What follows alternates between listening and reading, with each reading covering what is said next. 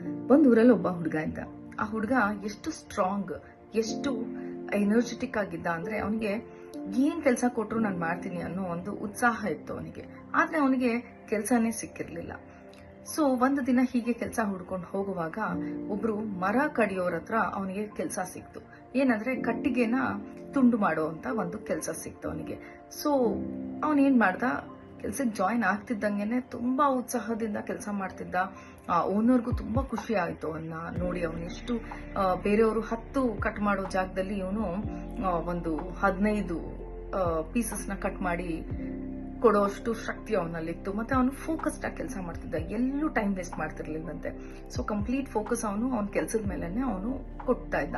So ಹಾಗೆ 1 ದಿನ ಆಯ್ತು, 2 ದಿನ ಆಯ್ತು, 3 ದಿನ ಆಯ್ತು, ಕೆಲಸ ತುಂಬಾ ಚೆನ್ನಾಗಿ ಮಾಡ್ತಿದ್ನಂತೆ ಅವನು. ಮಾಡ್ತಾ ಮಾಡ್ತಾ 5ನೇ ದಿನ 6ನೇ ದಿನಕ್ಕೆ ನಂಬರ್ಸ್ ಕಡಿಮೆ ಆಗಕ್ ಸ್ಟಾರ್ಟ್ ಆಯ್ತಂತೆ. ಸೊ ಏನು ಹೋಗಿದ್ದು 3-4 ಡೇಸ್ ಅಲ್ಲಿ ಅವನು ಎಷ್ಟು ಮಾಡ್ತಿದ್ದ ಅದು ಹಾಗೇ ಡಿಕ್ರೀಸ್ ಆಗಕ್ ಸ್ಟಾರ್ಟ್ ಆಯ್ತು, ಕಡಿಮೆ ಆಗೋದಕ್ಕೆ ಸ್ಟಾರ್ಟ್ ಆಯ್ತಂತೆ. ಸೊ ಓನರ್ ಕರೆದು ಅವನ್ನ ಕೇಳಿದ್ರಂತೆ, ಏನಾಯ್ತು, ತುಂಬಾ ಚೆನ್ನಾಗಿ ಕೆಲಸ ಮಾಡ್ತಿದ್ದೆ, 4 ದಿನ 5 ದಿನ ತನಕ ತುಂಬಾ ಚೆನ್ನಾಗಿ ಕೆಲಸ ಮಾಡ್ತಿದ್ದ ಅವ್ನು, ಹೋಗ್ತಾ ಹೋಗ್ತಾ ತುಂಬಾ ನಿನ್ನ ಎಫರ್ಟ್ ಅಲ್ಲಿ ಏನು ಕಡಿಮೆ ಆಗ್ತಿದೆ ಅನ್ನೋದು ಗೊತ್ತಾಗ್ತಿಲ್ಲ ಅಂತ ಓನರೇ ಕರೆದು ಕೇಳಿದ್ರಂತೆ. ಆಗ ಅವನು ಹೇಳದಂತೆ, ಸರ್ ನನ್ನ ಎಫರ್ಟ್ ಅಲ್ಲಿ ಏನು ಕಡಿಮೆ ಇಲ್ಲ ಸರ್, ನಾನು ಹಂಗೆ ಮಾಡ್ತಾ ಇದ್ದೀನಿ. ನಾನು ಮೊದಲನೇ ದಿನ ಎಷ್ಟು ಇಂಟ್ರೆಸ್ಟ್ ಇಂದ ಕೆಲಸ ಮಾಡ್ತಿದ್ದು, ಇವತ್ತು ಕೂಡ ನಾನು ಅಷ್ಟೇ ಇಂಟ್ರೆಸ್ಟ್ ಇಂದ ಕೆಲಸ ಮಾಡ್ತಿದ್ದೀನಿ ಅಂತ ಅವನು ಹೇಳ್ಕೊಂಡಂತೆ. ಸರಿ ಹೋಗಿ ಕೆಲಸ ಮಾಡು ಅಂತ ಮತ್ತೆ ಹೇಳಿದ್ರಂತೆ. ಅವನು ಹೋದ, ಮತ್ತೆ ಇನ್ನೂ ಜಾಸ್ತಿ ಅವನಿಗೆ ತುಂಬಾ ಅನ್ಸಕ್ ಸ್ಟಾರ್ಟ್ ಆಯ್ತಂತೆ.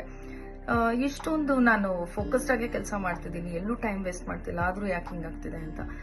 ಸರಿ, ನಾನು ಇನ್ನ ಶಕ್ತಿ ಯೂಸ್ ಮಾಡಿ ನಾನು ಮಾಡ್ಬೇಕು ಅಂತ ಹೇಳಿ ಜೋರಾಗಿ ಹೊಡಿಯಕ್ ಸ್ಟಾರ್ಟ್ ಮಾಡೋದಂತೆ. ಏನ್ ಮಾಡಿದ್ರು ಒಂದು ದಿನದಲ್ಲಿ ಅವನಿಗೆ 5 ಮೇಲೆ ಅವನು ಮಾಡಕ್ಕೆ ಆಗ್ತಿರ್ಲಿಲ್ಲಂತೆ. 15-20 ಮಾಡ್ತಿದ್ದವನು 5 ಪೀಸಸ್ ಮಾತ್ರ ಮಾಡಕ್ ಆಗ್ತಿತ್ತಂತೆ. ಸೊ ಅವನಿಗೂ ಗೊತ್ತಾಗ್ಲಿಲ್ಲ ಏನಾಗ್ತಿದ್ಯಪ್ಪ ಅಂತ. ಆಗ ಅವ್ರ ಓನರ್ ಕೇಳಿದ್ರಂತೆ ಅವನಿಗೆ, ನೀನು ನಿನ್ನ ಕೊಡ್ಲಿನ ಶಾರ್ಪ್ ಮಾಡಿದ್ಯಾ, ನಿನ್ನ ಆಕ್ಸ್ನ ಶಾರ್ಪ್ ಮಾಡಿದ್ಯಾ ಅಂತ. ಆಗ ಅವನಿಗೆ ರಿಯಲೈಸ್ ಆಯ್ತಂತೆ, ಓ ಹೌದಲ್ಲ, ನಾನು ಶಾರ್ಪೇ ಮಾಡಿಲ್ಲ ಅಂತ ಹೇಳಿ ಅವನಿಗೆ ರಿಯಲೈಸ್ ಆಯ್ತಂತೆ. ಹಾಗಾಗಿ ಅವನು ಎಷ್ಟು ಎಫರ್ಟ್ ಹಾಕಿದ್ರು ಕೂಡ ಕೊಡ್ಲಿ ಶಾರ್ಪ್ ಆಗಿ ಇಲ್ಲದೆ ಇದ್ದಿದ್ರಿಂದ ಅವನು ಏನ್ ಎಫರ್ಟ್ ಹಾಕಿದ್ರು ರಿಸಲ್ಟ್ಸ್ ಕಡಿಮೆ ಬರ್ತಾ ಇತ್ತು. ಹೀಗೇನೆ ನಮ್ಮ ಜೀವನದಲ್ಲೂ ಎಷ್ಟೋ ಬಾರಿ ನಾವು ಎಫರ್ಟ್ ನಮ್ಮ ಕಡೆಯಿಂದ ತುಂಬಾ ಹಾಕ್ತಾ ಇರ್ತೀವಿ, ಆದ್ರೆ ನಮ್ಗೆ ರಿಸಲ್ಟ್ಸ್ ಕಡಿಮೆ ಬರ್ತಾ ಇರುತ್ತೆ, ನಾವು ಅನ್ಕೊಂಡಂಗೆ ಆಗ್ತಿರಲ್ಲ. ಇದಕ್ಕೆ ಇನ್ನೊಂದು ರೀಸನ್ ಏನಪ್ಪಾ ಅಂದ್ರೆ, ನಮ್ಮ ಪ್ಲಾನಿಂಗ್ ಅಂಡ್ ಪ್ರಿಪರೇಷನ್ ಕರೆಕ್ಟ್ ಆಗಿರಲ್ಲ. ಸೊ ನಮ್ಮ ದಿನಚರಿ ಬಗ್ಗೆ, ನಮ್ಮ ಒಂದು ವಾರದ ಬಗ್ಗೆ, ಹಾಗೆ ನಮ್ಮ ಒಂದು ತಿಂಗಳಿನ ಪ್ಲಾನಿಂಗ್ ಅಂಡ್ ಪ್ರಿಪರೇಷನ್, ನಮ್ಮ planning and preparation is so important. Correct ಅಲ್ವಾ? ನಾವ್ ಎಲ್ಲೇ ಒಂದು ಎಲ್ಲೋ ಟ್ರಾವೆಲ್ ಮಾಡ್ತಾ ಇದೀವಿ ಅಂದ್ರೂ ಕೂಡ ನಾವು ಪ್ಲಾನ್ ಮಾಡಿರ್ತೀವಿ. ನಾವ್ ಎಷ್ಟು ದಿನಕ್ಕೆ ಹೋಗ್ತಾ ಇದೀವಿ, ಅಲ್ಲಿನ ವೆದರ್ ಕಂಡೀಷನ್ಸ್ ಹೇಗಿದೆ, ಇದೆಲ್ಲಾನು ನಾವು ಯೋಚನೆ ಮಾಡ್ಕೊಂಡೇ ಹೋಗಿರ್ತೀವಿ. ಕರೆಕ್ಟ್ ಅಲ್ವಾ? ಅದಕ್ಕೆ ತಕ್ಕಂತ ಪ್ರಿಪರೇಷನ್ಸ್ ನಾವು ಮಾಡಿರ್ತೀವಿ. ಹಾಗೇನೆ ನಮ್ಮ ದಿನಚರಿನಲ್ಲೂ ಕೂಡ ನಾವು planning and preparation is so important. It is actually a must thing. ಆದ್ರೆ ನಾವು ಎಷ್ಟು ಸತಿ ಇದನ್ನ ಮಾಡ್ತಾ ಇದೀವಿ ಅಲ್ವಾ? ನಾವು ಪ್ಲಾನಿಂಗ್ ಅಂಡ್ ಪ್ರಿಪರೇಷನ್ಗೆ ನಮ್ಮ ಟೈಮ್ನ ನಾವು ಕೊಡ್ತಾ ಇರೋದಿಲ್ಲ. ಯಾಕಂದ್ರೆ ನಾವು ಇಡೀ ನಮ್ಮ ದಿನಚರಿನಲ್ಲೇನೆ ನಾವು ಬ್ಯುಸಿ ಆಗೋಗ್ಬಿಟ್ಟಿರ್ತೀವಿ. ಸೊ ನಮ್ಮ ಇವತ್ತಿನ ಡೇ 7ನ activity planning and preparation.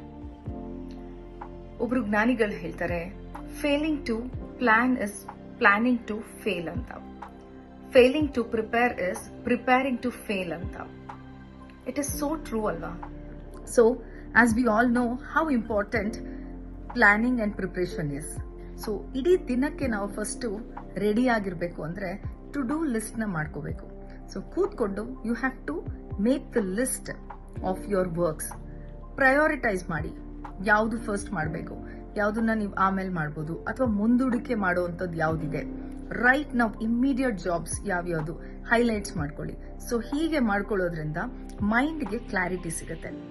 One of my guru always he use to tell ಏನಂದ್ರೆ, let the book do its job ಅಂತ.